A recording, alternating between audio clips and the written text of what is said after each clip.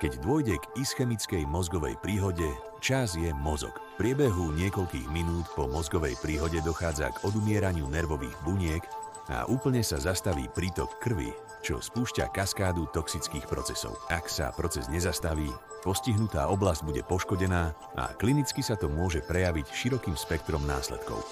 Po vzniku mozgovej príhody potrebuje mozog čas na obnovu. Zdravé bunky prežívajúce v okolí postihnutej oblasti zohrávajú kľúčovú úlohu v opravných mechanizmoch nazývaných neuroplasticita.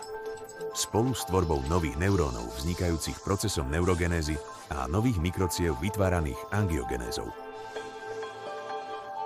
Neuraid je multibilínna formulácia na podporu zotavenia po mozgovej príhode, ktorá podporuje neurovaskulárne regeneračné procesy. Ako ukázali predklinické modely, Neuraid má protizápalové vlastnosti a moduluje zápalové procesy, čím ďalej podporuje neuroregeneráciu stimuláciou expresie mozgového neurotrofického faktora BDNF a ďalších rastových faktorov zapojených do neuroregeneračných procesov.